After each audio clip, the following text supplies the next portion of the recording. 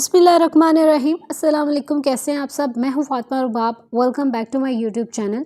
आज मैं आपके लिए जिंगर बर्गर की रेसिपी लेकर आई हूं। आज मैं आपको ऑथेंटिक वे बताऊंगी कि चिकन के ऊपर क्रम्स किस तरह बनते हैं और चिकन भी आपका अंदर से कच्चा नहीं रहेगा। और आप ऐसी कौन सी मिस्टेक करते हैं कि चिकन ऊपर से बहुत ज़्यादा हार्ड हो जाता है और बिल्कुल भी क्रिस्पी नहीं रहता, और इसमें ऐसे कौन से सीक्रेट मसाले डलते हैं जिसकी वजह से ये बहुत ज़्यादा सॉफ्ट और जूसी होता है। तो सबसे पहले हमें चाहिए चिकन। यहाँ पे मैंने थाई के पीस लिए हैं क्योंकि ये बहुत ज़्यादा सॉफ्ट और जूसी होते हैं। और थाई के पीस आपने बोनलेस लेने हैं। आप शॉपकीपर को कहें वो हड्डी निकाल के और आपको थाई के बोनलेस पीस बनाकर दे दें। और अगर इसके वेट की बात करें तो ये 130 ग्राम का एक पीस है और यहाँ पे मैंने 3 पीसेस लिए हैं। और अब मैं आपके साथ वो सीक्रेट मसाले शेयर करूंगी जिसकी वजह से ये बहुत ज्यादा जूसी और सॉफ्ट बनेगा और बाहर से ये बहुत ज्यादा क्रिस्पी और क्रंची होगा। एंड मोस्ट इम्पोर्टेंट, ये 100% गला हुआ होगा। तो सबसे पहले आपने हाफ टी स्पून लहसुन का पाउडर लेना है और हाफ टी स्पून ही अदरक का पाउडर लेना है। अगर आपके पास पाउडर नहीं है तो आप फ्रेश लहसुन अदरक का 1 टीस्पून डाल सकते हैं।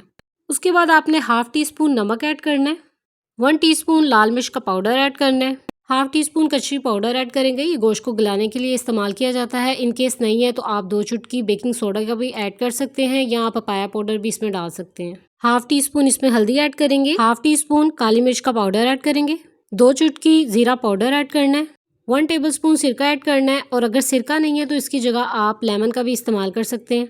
1 टेबलस्पून सोया सॉस और 1 टेबलस्पून ही चिली सॉस इसमें ऐड करना है। अच्छे से इसकी मिक्सिंग करें और एटलीस्ट 2 घंटे के लिए इसको मैरिनेट करके छोड़ दें। इसमें जो हमने कचरी पाउडर ऐड किया है उसकी वजह से ये बहुत ज़्यादा सॉफ्ट और जूसी बनेगा और बहुत अच्छे तरीके से ये गल जाएगा। अगर आप कचरी पाउडर ऐड नहीं कर रहे और आप चाहते हैं कि आपको जिंगर बर्गर का टेस्ट बहुत ज़्यादा मज़े का मिले तो एटलीस्ट आप इसको ओवरनाइट के लिए इसी तरीके से मैरिनेट करके छोड़ दें। उससे ये होगा कि सारे मसाले चिकन के अंदर अच्छे तरीके से चले जाएंगे और ये बहुत टेस्टफुल बनेगा।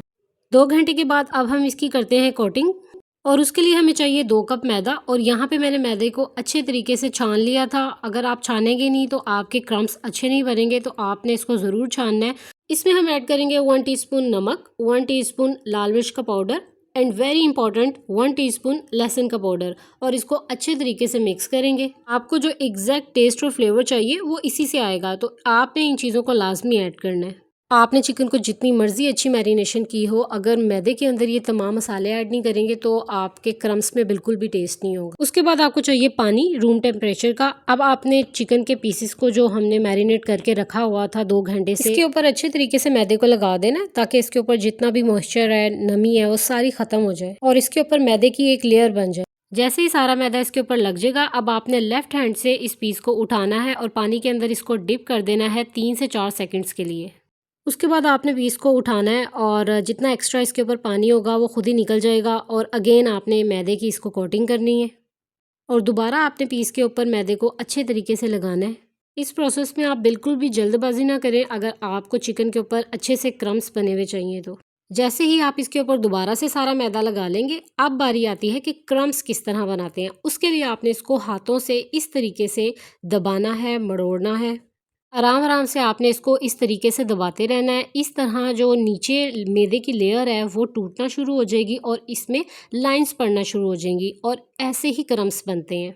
इस तरीके से अगर आप फॉलो करेंगे तो क्रम्स बहुत अच्छे बनेंगे। अब इसको फ्राई करते हैं और उसके लिए आपने ऑयल को पहले से ही 5 मिनट के लिए मीडियम फ्लेम पर गर्म होने देना है और उसके बाद आपने इसमें चिकन के पीसेस को डालना है। 1 मिनट के लिए आपने इसको मीडियम टू हाई फ्लेम पर कुक करना है और उसका रीज़न ये है कि ऊपर जो मैदे की कोटिंग है वो थोड़ी हार्ड हो जाएगी। और 1 मिनट के बाद आपने फ्लेम को लो कर देना है और लो फ्लेम पर आपने तकरीबन 6 से 7 मिनट इसको पकाना है ताकि चिकन अंदर से अच्छे से गल जाए। अगर आपने इसको हाई फ्लेम पर फ्राई किया तो इसके ऊपर जो हमने मैदे की कोटिंग लगाई हुई है वो सारी हार्ड हो जाएगी, बहुत ज़्यादा सख्त हो जाएगी और अंदर से चिकन सारा कच्चा रह जाएगा। सो इसीलिए आप चाहते हैं कि आपका चिकन अगर बहुत ज़्यादा जूसी हो और ऊपर से बहुत ज़्यादा क्रिस्पी हो, तो इन बातों का आपने लाजमी ख्याल रखना है। टोटल आपने 6 से 7 मिनट इसको फ्राई करना है, इससे ज़्यादा नहीं करना। अगर आपने इससे ज़्यादा इसको कुक किया तो ये अंदर से सारा ड्राई हो जाएगा। और यहाँ पे आप देख सकते हैं कि कितने परफेक्ट क्रम्स बने हैं इसके। सो फाइनली हम बर्गर बनाना स्टार्ट करते हैं और उसके लिए हमें चाहिए बन। मैंने यहाँ पे डाउन के बन लिए हैं, ये किसी भी मार्केट से इजीली आपको मिल जाते हैं। और इसकी सबसे बेस्ट बात मुझे ये लगती है कि ये ऑलरेडी सेंटर से कट होता है। नॉर्मली अगर घर में कोई भी बना रहा है तो वो इजीली बना सकता है। उसके बाद हम इसके ऊपर लगाएंगे मायोनीज और यहाँ पे मैं बहुत ही इंपॉर्टेंट बात शेयर करूँगी कि जब आप जिंगर बर्गर बनाते हैं तो इसके बंस के ऊपर बटर या मक्खन कुछ भी लगाकर उसको तवे पे मत सेका करें, क्योंकि चिकन तो ऑलरेडी बहुत ज़्यादा ऊपर से क्रिस्पी और क्रंची होता है, इसलिए ये सॉफ्ट ही रहे तो बेहतर है। अगर आप बीफ बर्गर बना रहे हैं फिर आप बंस पे बेशक बटर या मक्खन जो भी है लगाकर उसको सेक लिया करें। और दूसरी साइड पर अब हम लगाएंगे चिली गार्लिक सॉस और इसको भी अच्छे से स्प्रेड कर देंगे।